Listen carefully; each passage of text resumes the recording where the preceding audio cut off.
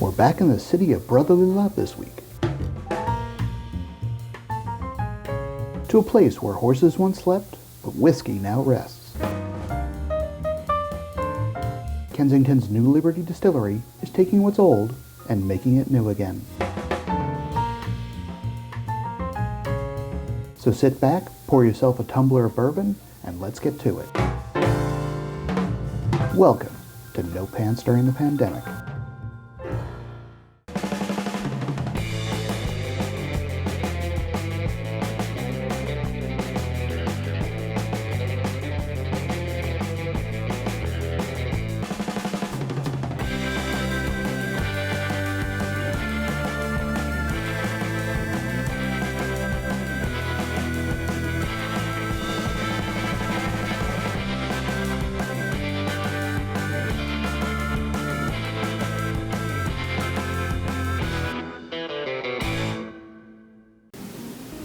Hi, I'm Kevin Brooks, and this is No Pants During the Pandemic. We're switching gears a little bit today and visiting Rob Cassell at New Liberty Distillery in Philadelphia. Hey Rob, how you doing today? Howdy. I thought you weren't a yes or no guy. That's my only one-word answer you're going to get, man. Okay. Man, a few words.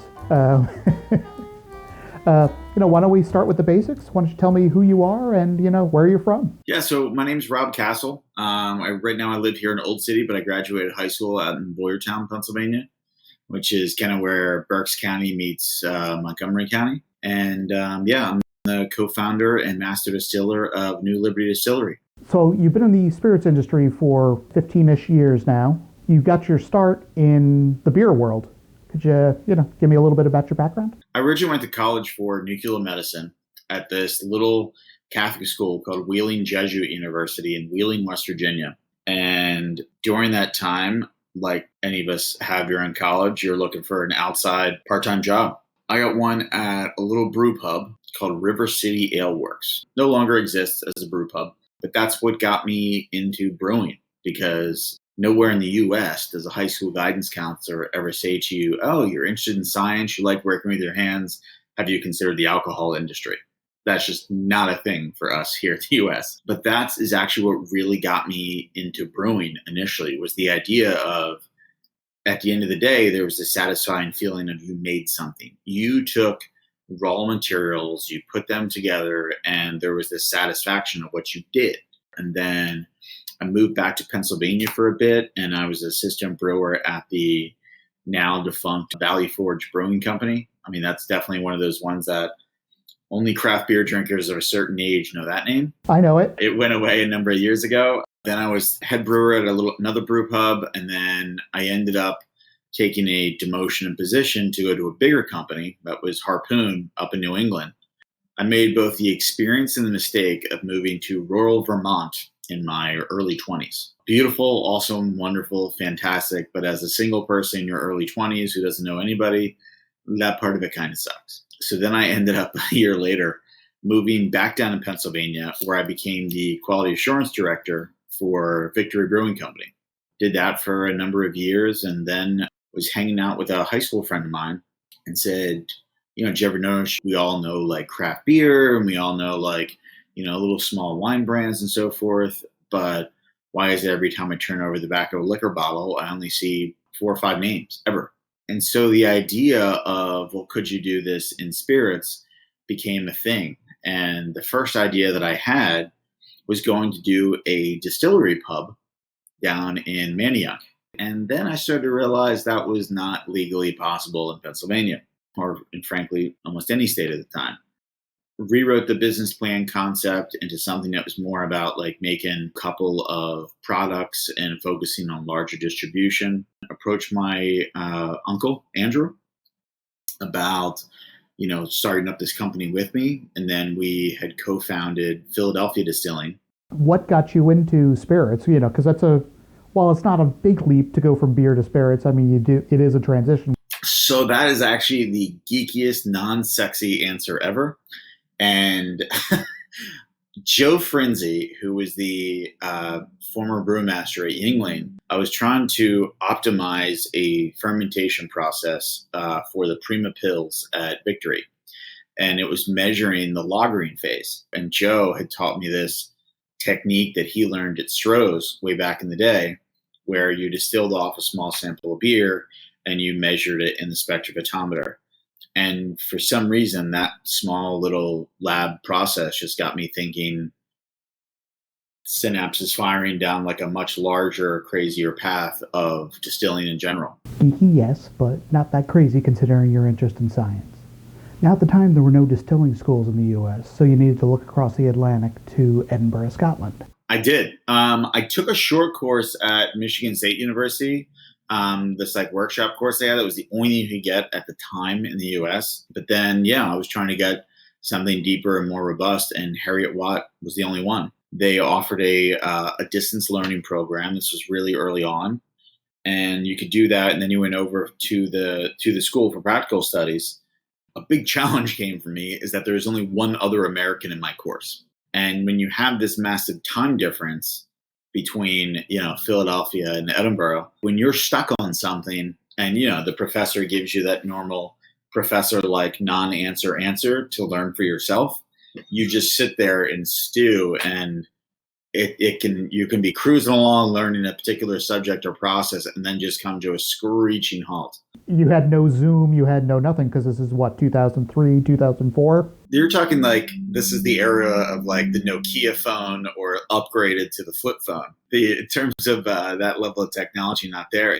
I went and I found a bunch of old distilling literature in the Philadelphia Public Library. And I was super excited about it, that I had done my stuff, I want to say like the kind of end of the card catalog era, but it's kind of, right? Found a bunch of these. I had to make a request for them because they were really, really old books that were stories below the building. The problem that I did not foresee when I got these old books is they had been censored during Prohibition.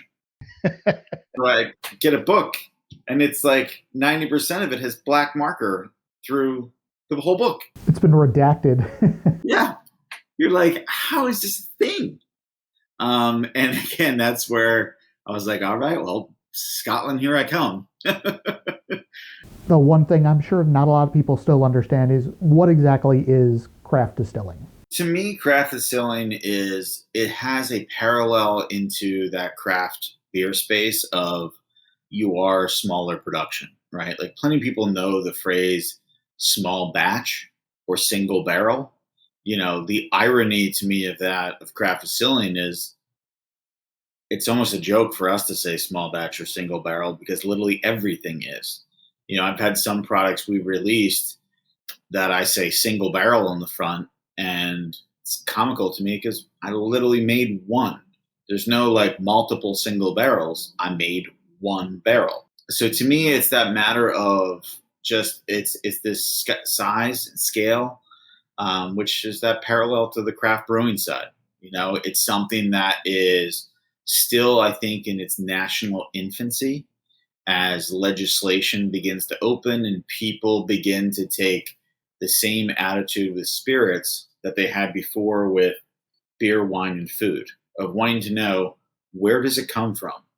Who makes this? Who where is the invisible veil of where this sits behind? Where for so often, most people just thought of spirits as not that, right? And I think that that's changing in a really, really positive way. The idea that people are taking certain areas and focusing and mastering them and showing that on the small scale with different ingredients, different techniques, different propositions, some things that are making what's old new again, but really being able to have a new place and real product differentiation, not just, hey, here's this same brand of whiskey with a different age statement, or I got it from this part of the warehouse, but something that truly says, here's what's different about this, from the raw ingredients the whole way through process. I think that's what we all look for. You identify with that. You look for that. I mean, you don't want to drink the mass thing that's out there all the time. You're like, oh, I want to try something new. And that's what I'm loving, what you're seeing in that spirit space, people embracing that, people looking at it and saying, okay, I want to go to this new restaurant, or, oh, so-and-so is doing this interesting cuisine. let me check that out. And you're no longer thinking about the cocktail as just here's these mass market things put together, but here is why this whiskey is better in this cocktail than this one. And here is why this liqueur is different. I mean, all of those parts I think are really, really interesting to see of this kind of gourmetrification of craft distilling to consumer. You come home to Philly. This is what, 2004? Yeah. And you're going to start up Philadelphia Distilling. Yep. How many distilleries were there in the country, but also in the state at that point? So we had actually put in for the first distilling license in decades at Philadelphia Distilling. We actually had to wait for them to draft an application. And this is before the craft distilling license existed. This is just the regular distillery license. When we had gotten started, we were on like the first 35, 40 craft distilleries in the country. How many craft distilleries do you think there are at this point in the country? And I know there's probably, hundreds of licenses in the process at the moment. I mean, in Pennsylvania alone, I think we have like over 140.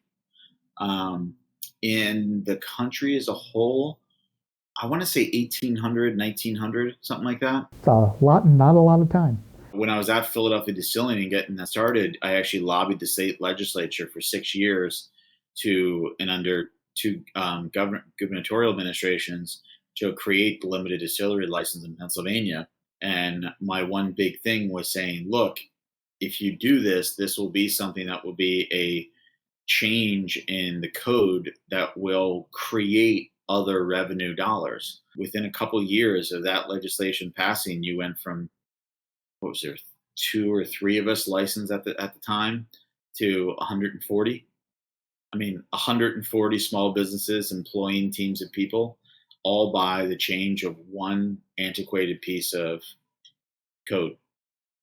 We still have the most liberal and best laws for a craft distillery in the country on what we're able to do, the idea that you can scale within it, the idea that you can sell direct to consumer, the idea that you can sell other distilleries' products like as part of a cocktail on site, the idea that you can have 5 satellite locations. We have the bet, and we've had it for a very, very long time now because of this legislation that was 8-9 years ago.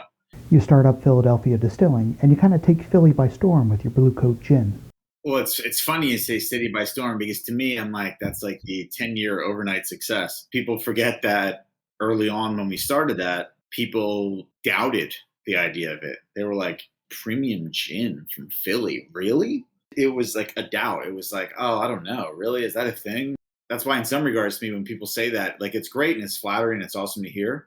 But like, I remember those early days of people just not getting what craft distilling was.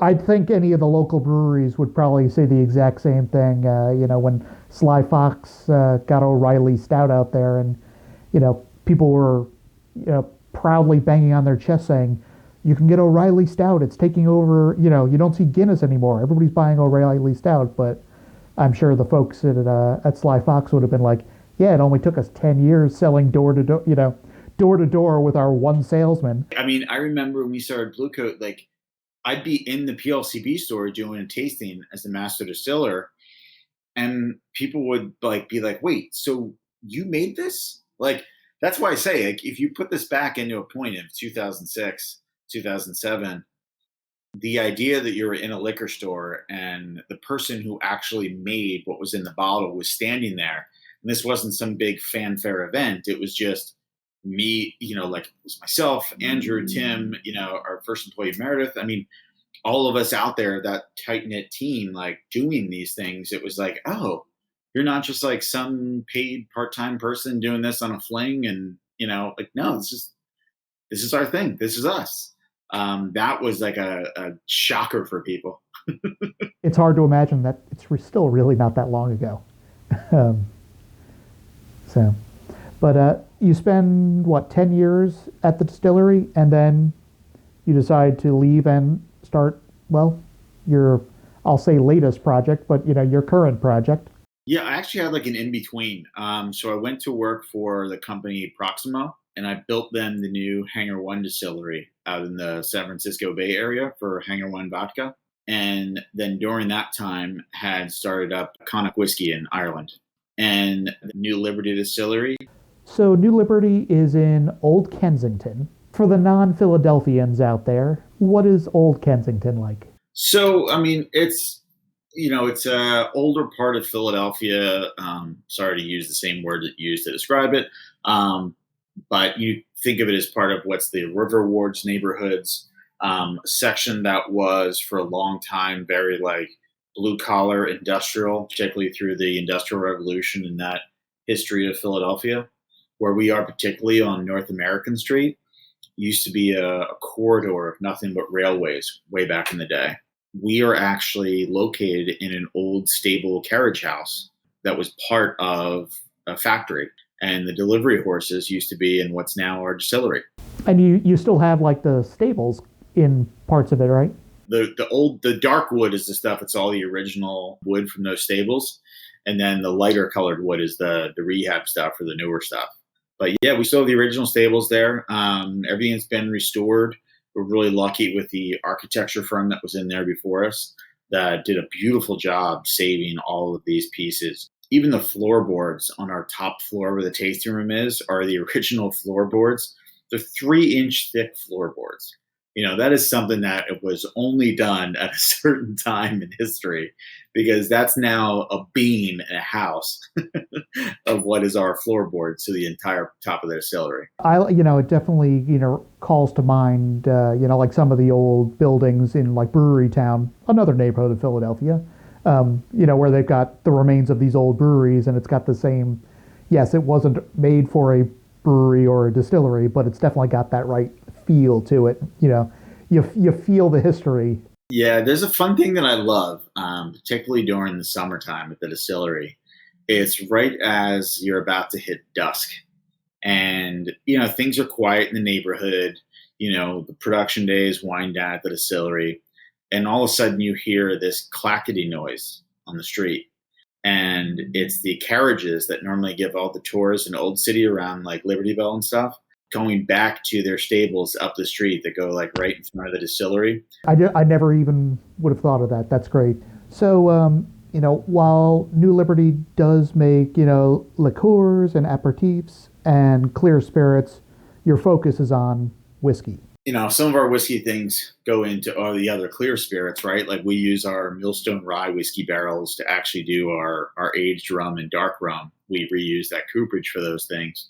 But yeah, we are whiskey focused, particularly kind of on a twofold aspect of it on the products. One of it is about taking this idea of the European art of blending, whether it's cognac or whether it's Irish whiskey or Scotch whiskey, and applying that to American whiskey.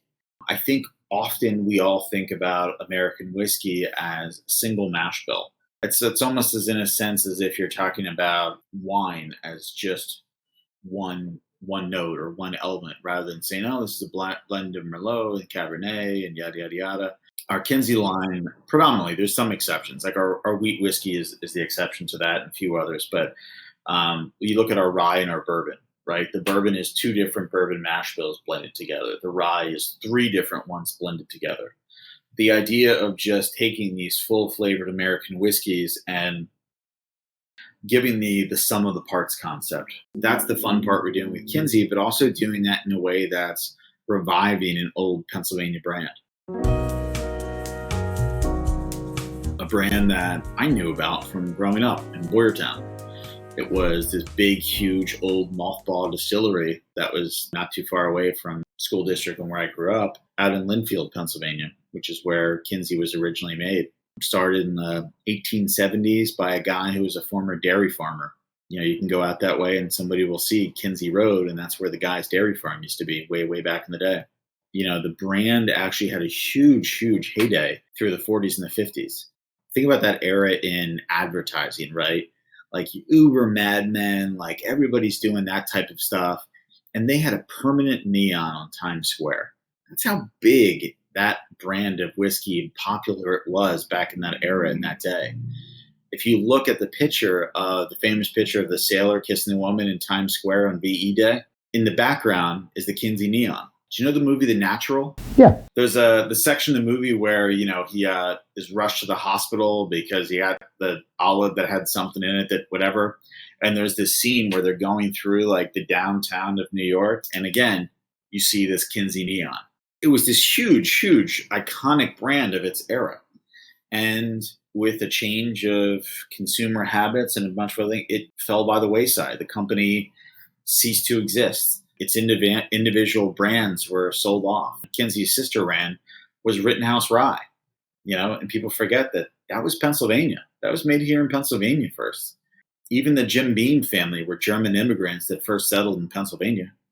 So there's so much heritage here in Pennsylvania, even still our agricultural roots and what this was, what spirits brought to that, whiskey brought to that, and the whole way from the American Revolution forward. Anybody who paid attention in high school American history, Pennsylvania pops up in relation to whiskey with the Whiskey Rebellion, which is in George Washington's administration. So, it was huge. And people only think, this is changing, but, people think Kentucky and whiskey. They don't think Pennsylvania. Now with the Kinsey, are you, the Kinsey recipes, are these like their old recipes that you've resurrected, or is it just like you're inspired by what they did? There's only one that's close to that. Our Kinsey 10-year American, I blended together to recreate a sample I had from the late 1940s of Kinsey. And it was taking these together to replicate what Kinsey post-Prohibition was like. That's the only one, and it was blending by taste, not by like specific mash bill or distillation technique. The others, the rye and the bourbon, are not. They are things that are unique things that we came up with under the idea of Kinsey used to have rye whiskey made under it way back in the day. But, frankly, I took some fun liberties with it and said, okay, well, I'm going to do this way instead of being this perfect historical recreation. So each one of them has a different reason for being. You kind of followed that idea and you did the Maryland line where you kind of were inspired by various Maryland heritage whiskeys. Was that the same thing? You just kind of went with the flavor profile and... Yeah, the Maryland was the same kind of thing, like the Melky Miller that was from Accident, Maryland. A piece of point-of-sale material from the Maryland Club bourbon is one of those surviving relics of the Titanic that you see in a museum. The Melvale whiskey distillery, which was in Baltimore. We were trying to revive all of these other old trademarks as well as part of what we were doing. And your labeling kind of harkens back to that history too. You've got this retro feel on pretty much all the labels. Well, it's funny you say that because so the tax strip at the top was I managed to get access to the old bottling hall at the Kinsey Distillery. And I found in a desk tax strips that were used for the bottling line. That's, was in derelict condition, non-existent. And so I got this like roll of tax strips, and our graphic designer took them and photoshopped out the words U.S. Department of Treasury and instead put Kinsey Distilling Company on the top of the bottle. That's great. So is the building just basically an urban archaeology scene at this point? I tell you what, when they built that distillery, they built that thing to withstand a nuclear winter because it still stands out there. You got, I think, 18 rick houses that are, 12 stories tall that still sit out there. These big, huge concrete structures. If anybody looks on Google Maps and you go out towards where the Limerick power plant is, and then all of a sudden you start to zoom out and you can see all of these rick houses on this area that you're not familiar with. And that's where the old distillery was. There was a rail line that came up. The old still house was there on the grounds, but huge. The bottling hall was 100,000 square feet. That's enormous. And the buildings are still empty? There's some of them that have empty barrels still in them, but most of them are totally empty. Yeah. Oh, cool. And at the time, that stockpile out in Linfield in the 40s and 50s was the largest stockpile of American whiskey anywhere in the country. Crazy. Just that it was, that big, and now, 50 years later is gone. If you look at the aerial of the rick houses out there in Linfield, and then you look at the aerial of the Jack Daniel's distillery, there are more rick houses out there than exist now at Jack Daniel's. Cool. Now, you also do have a core line of whiskeys. To a newbie, I guess, to somebody who's not a whiskey drinker, how would you describe the different whiskeys? So my 3 New Liberty line whiskeys, the Millstone Rye, while it's 100% rye whiskey, doesn't have the normal heavy spice you would associate with that. It's kind of this like nice art of subtle balancing in rye, where because we use a high percentage of malted rye, you actually get like a little almost licorice-like ester that comes with the barrel tannins and toffee notes. The Bloody Butcher, I think you get this great earthy corn spice note that comes with the mash bill itself, plus the malted rye and a little bit of the barley. And then the Dutch is the one that's 100% malted barley. It's actually a variety called Charles, which also I quickly learned is difficult to grow in Pennsylvania when there's a wet spring. But it is malted and kilned to a level that is like a Vienna malt, where you'd normally find a brewer that would make an Oktoberfest style beer out of. But when we distill that off and age it, it lends itself to these beautiful, dark, rich, dark chocolate coffee notes. And it's the one that whenever you're having people over, when you can do that again here during COVID, if you want to make a riff on an old fashioned, but not actually do a whole lot to it and confuse the shit out of your guest, make it with the Dutch malt, because people go, wow, this is really good. What's in this? And all you did was substitute the whiskey, which goes back to me of what the value of craft distilling and the product differentiation we all collectively bring. So that Dutch malt can make a really, really interesting riff on an old fashioned, just simply by changing the whiskey. As I mentioned earlier, you do, some clear spirits, some liqueurs, and some aperitifs.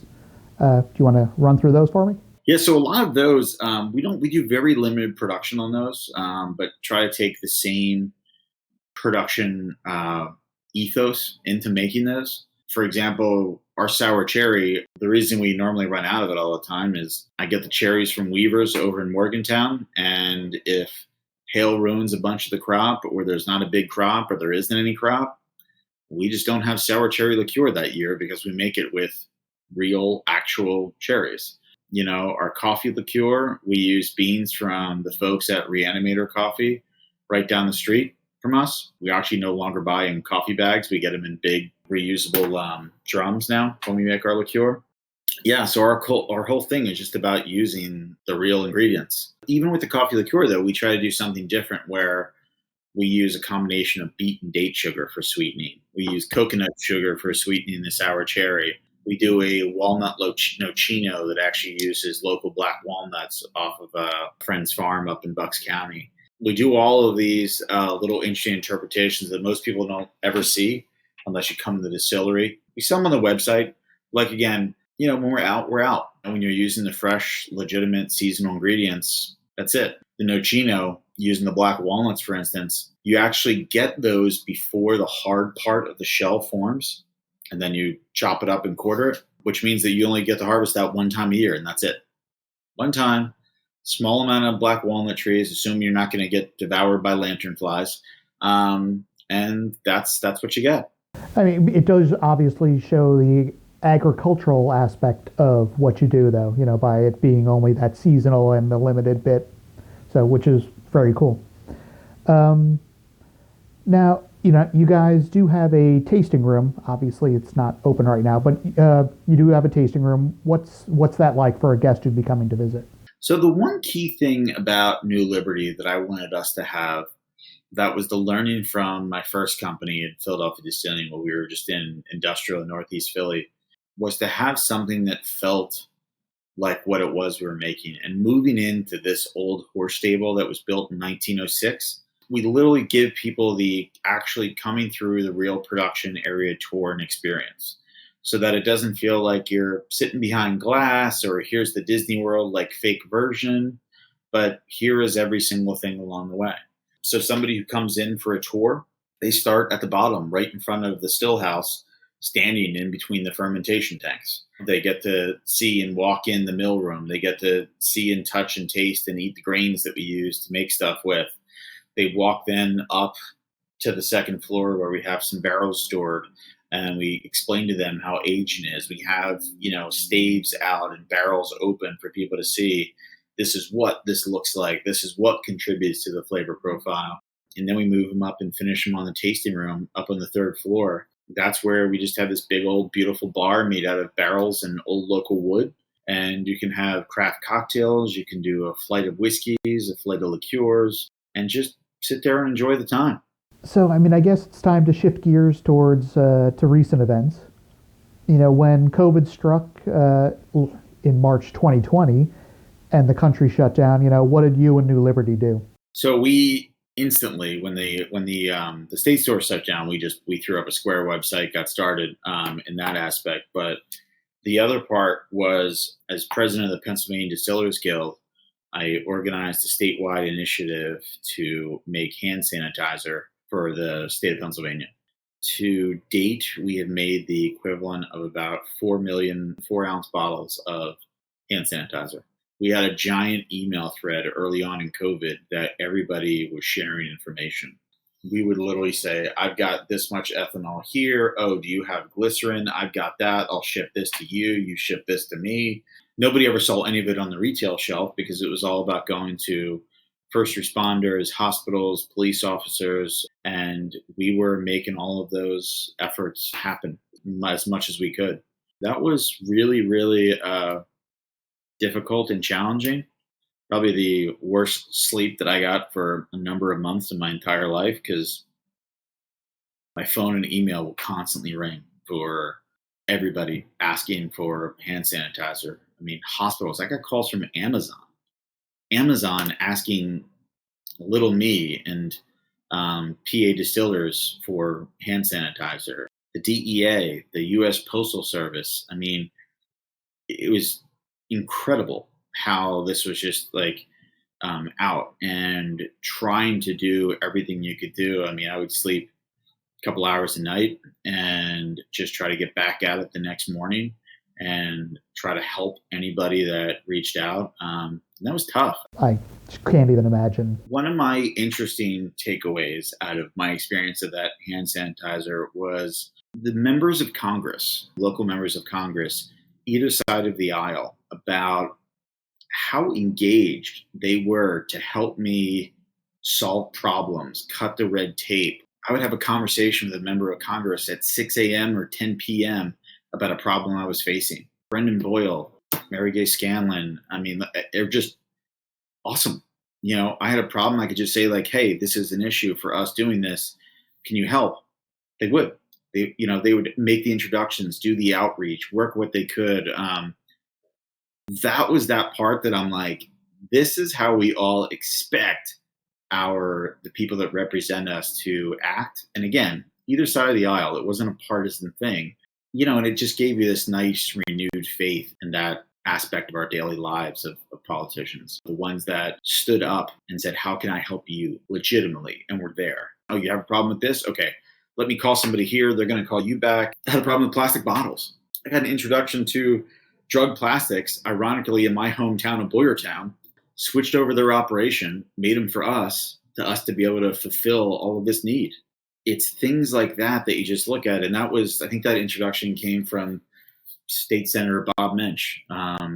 So there was just things like that you saw come together at such a speed. It's just that ideal that I think we all hope would be there. So for me, it was just this interesting renewed faith in how there are some people out there that legitimately look to represent us. It's nice to see it actually, it all worked the way it's supposed to. Yeah, it was both. I think I had a few text threads that were literally like Republicans and Democrats in the same text thread about a problem facing, and they worked to solve it. Excellent. For the non-Pennsylvanias, we talked earlier that Pennsylvania has a state-run system, or we mentioned the PLCB.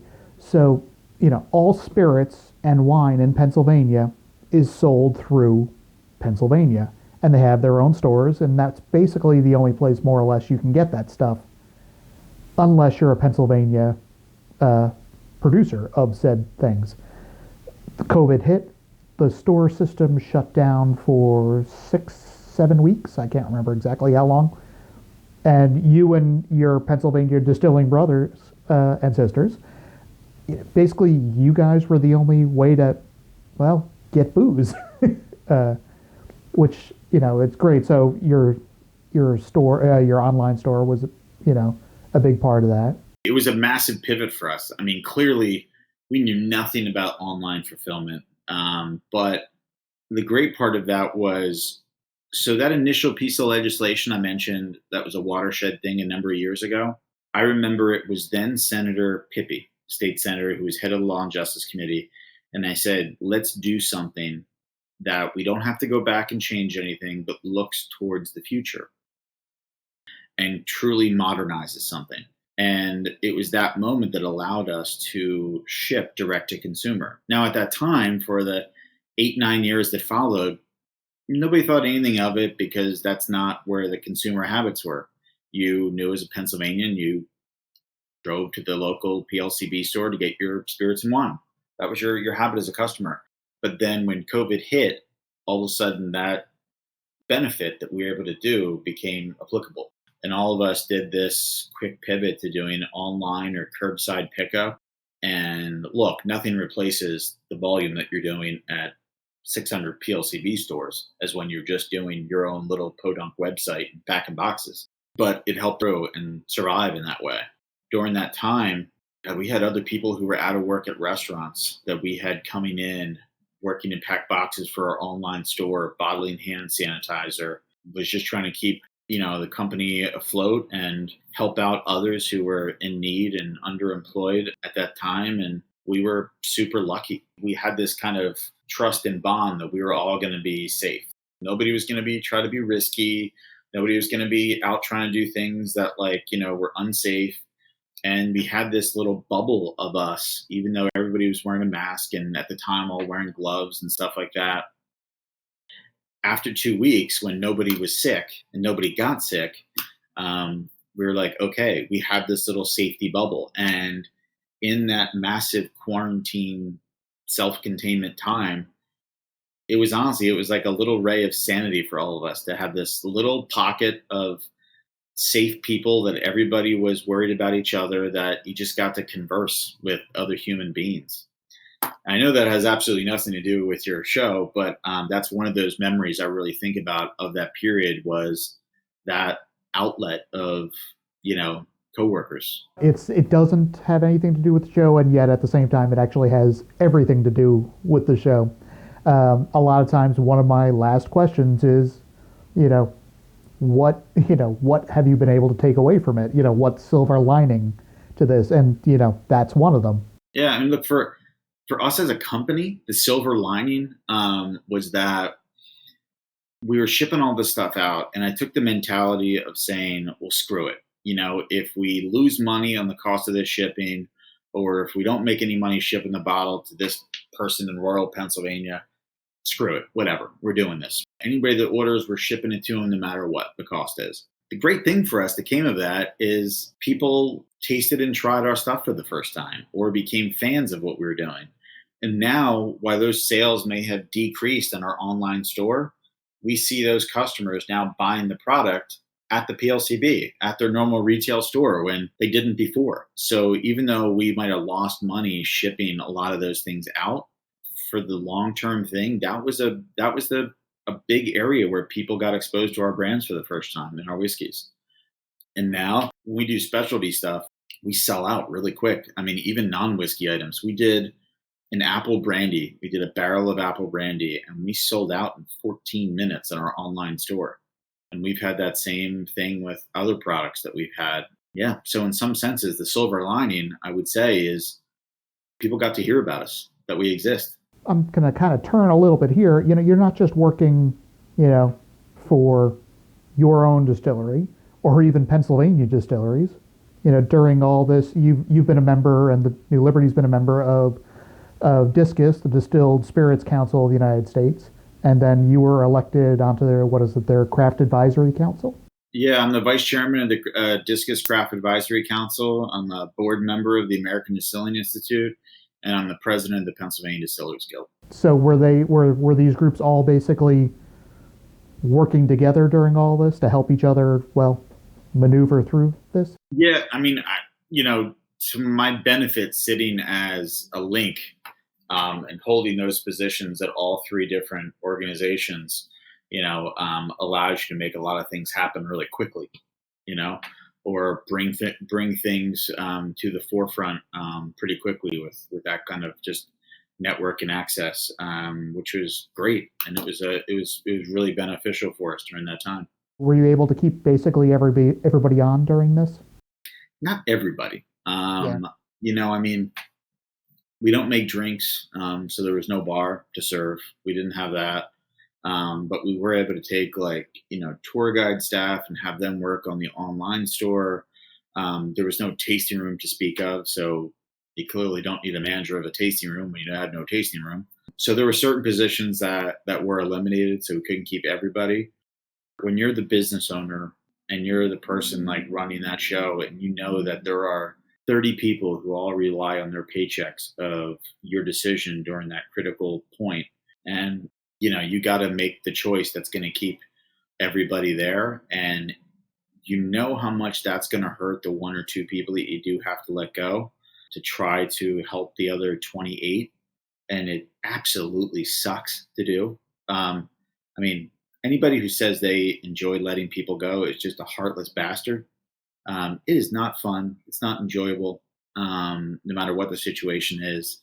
But we tried as hard as we could to really keep as many of our existing staff employed as we could, keep them employed safely.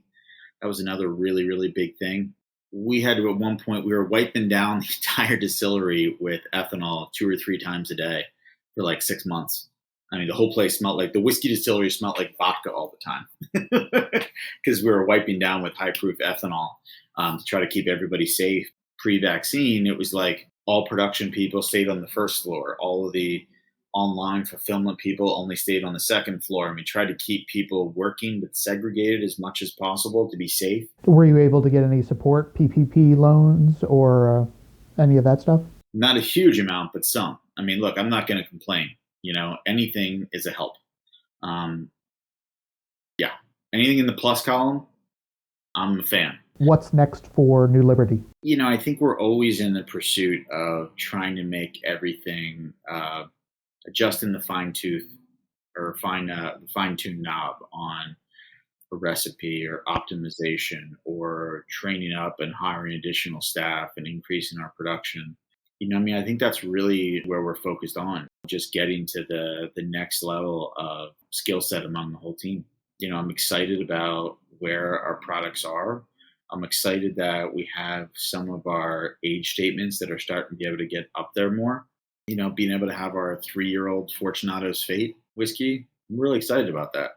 That's a super limited release one that we do that I'm excited to be able to put that out. Coming out with our bottled and bond or our sour mash variations. Those are some fun whiskey innovations that I think people will get a kick out of. And I guess the important question, which is sales related, where can you get your spirits? Well, PLCB, of course. For anybody that's in Delaware, you could go to Pico's Liquor in Wilmington. You go to the Total Wines, of course. The folks in New Jersey, you could go to the ShopRites. You could go to Total Wine in Cherry Hill, amongst others. Here in the region, there's a fair number of places you can get it. In some states, like Maryland or others, you can buy on Drizzly, get delivered direct to yourself.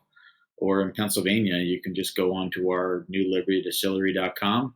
Anything we have in stock, buy it, get it delivered to yourself. If you're a Philadelphia resident, I think if you order it by 2:00, it'll be on your doorstep by 5 with a courier. Well, Rob, thanks for spending all this time with me. It's been a pleasure, and I wish you the most success getting through the rest of this and beyond. Thanks, man. Appreciate it. Bye-bye. If you'd like to learn more about New Liberty or purchase some of their spirits, you can check out their website. The link is in the video's description. And as always, if you like this or any of the other episodes of No Pants, please subscribe to my channel. Thanks for watching, and I'll see you next time.